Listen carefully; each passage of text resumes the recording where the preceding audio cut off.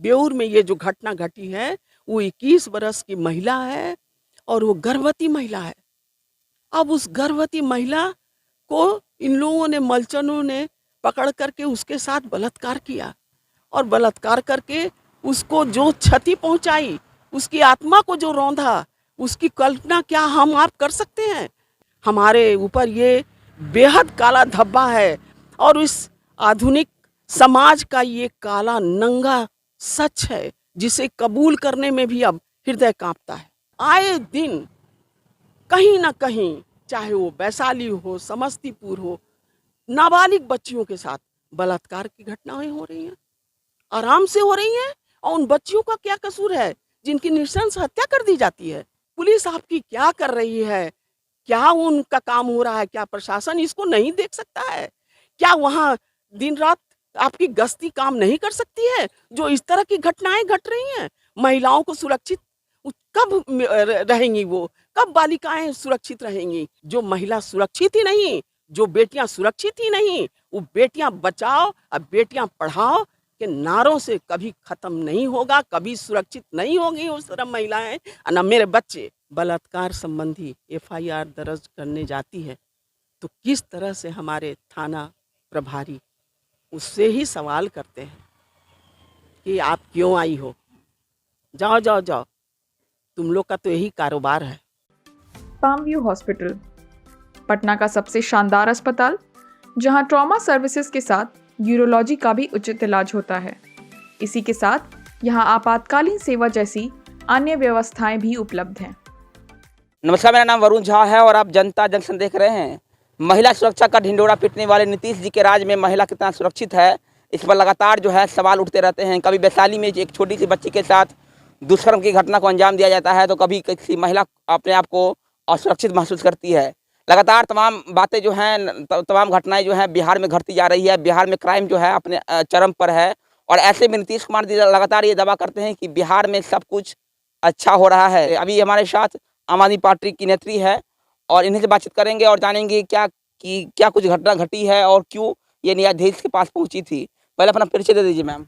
जी, बहुत धन्यवाद वरुण जी कि आपने मुझे सुनने के लिए रोक लिया। उमा दफ्तुआर जी, मैं पूर्व प्रशासनिक पदाधिकारी भी रही हुई हूँ और मैंने प्रशासन काल में भी मैं बहुत सामाजिक ही थी और मैं समाज के निर्माण में जो भी अपना योगदान है वो देती आई हूँ और देती रहूँगी। मृत्यु पर्यंत तक मेरा ये रहेगा और मैं सोचती हूँ, मुझे आशा ही नहीं, पूर्ण विश्वास है कि एक ना एक दिन हमारा समाज अच्छा बनेगा, जिसमें हम लोग सभी अच्छे से जीवन जिएंगे, हम भी स्वयं भी जिएंगे और दूसरों को भी अच्छा जीने के लिए देंगे।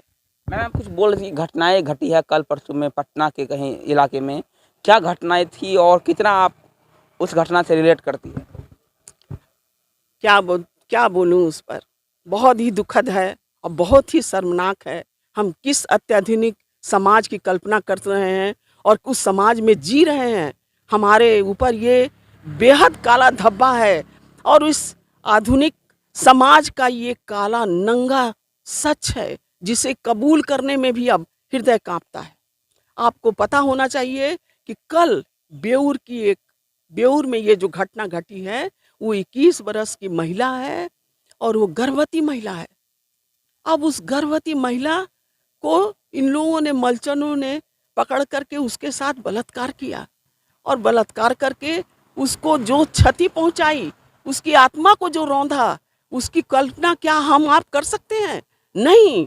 हृदय को जिसने ठेस पहुंचाया, हृदय को चूर चूर लहूलुहान किया, इसको सिर्फ वही महसूस करेंगे नीतीश जी हमारे, नहीं करेंगे, इसलिए कि उनके साथ ये घटना नहीं घटी है। अगर उनके परिवार में उनकी माता बहनों या हमारे परिवार में हमारी माता बहनों को घटता ना, तो हम जानते हैं। लेकिन मैं एक महिला हूँ और मैं इस दर्द को समझती हूँ। आए दिन कहीं ना कहीं, चाहे वो वैशाली हो, समस्तीपुर हो, नाबालिग बच्चियों के साथ बलात्कार की घटनाएं हो रही हैं, आराम से हो रही हैं। और उन बच्चियों का क्या कसूर है जिनकी नृशंस हत्या कर दी जाती है? उन बच्चियों को क्यों मार दिया जाता है? समाज की मानसिकता क्या है? कि एक तो बलात्कार करते हैं, उस पर से उसको जीने का अधिकार भी छीन लेंगे। ये किसने दिया अधिकार आपको?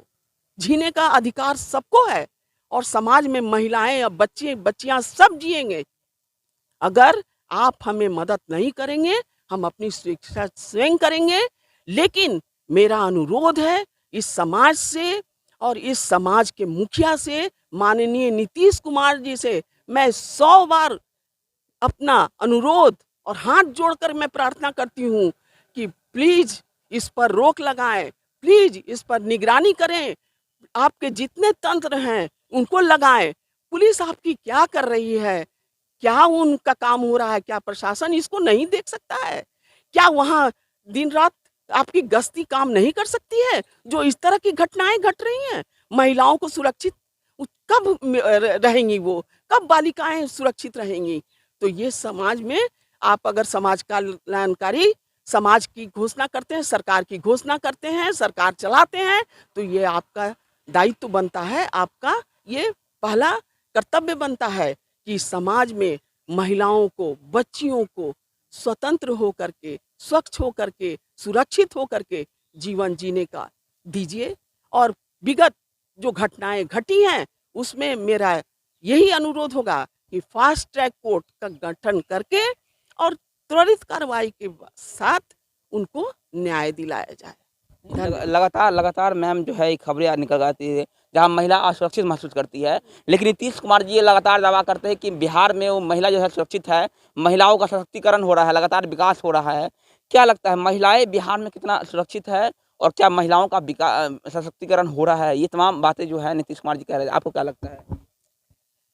देखिए, उनकी परिभाषाएं समय समय पे बदलती रहती हैं, चाहे वो महिला सशक्तिकरण की हो या वोट की राजनीति।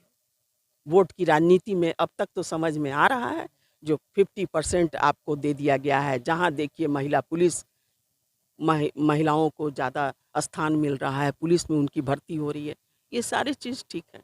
लेकिन इसका दूसरा पहलू देखिए, जिसको आप सशक्तिकरण कर रहे हैं, आपके अपराध बेलगाम है, कोई कंट्रोल है आपका? ना पुलिस प्रशासन का ना सामान्य प्रशासन का, कोई कंट्रोल नहीं है।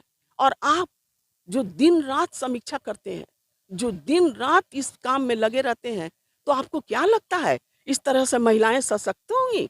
नहीं।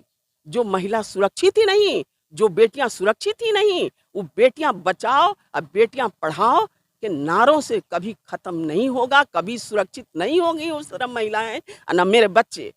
तो मेरा यही अनुरोध होगा कि आप इसकी ओट में कोई खेल ना खेलें। अगर आपके मन में ये भावना है कि आपकी बहन, आपकी बेटी सुरक्षित हो, पढ़े, सुरक्षा मिले उसे, तो इसके लिए आप उसके पिता हैं, आप उसके माता हैं, आप उसके सरकार हैं, आप उसके भाग्यदाता हैं, आप हम समाज के लोग उसके कर्मदाता हैं। तो उन्हें एक अच्छी जीवन, एक अच्छी शिक्षा, अच्छी पढ़ाई के लिए और सुरक्षित जीवन देने के लिए हमारे अपने दायित्व को निभाना होगा। एक सवाल मैम कि अपराधी को सजा मिलने में इतना टाइम क्यों लग जाता है, इतना समय क्यों लग जाता है? लगातार पुलिस पर भी जो है मनमानी के करने का आरोप लगता रहता है। पुलिस भी, बिहार की पुलिस जो है वो भी खुद मनमानी करती रहती है।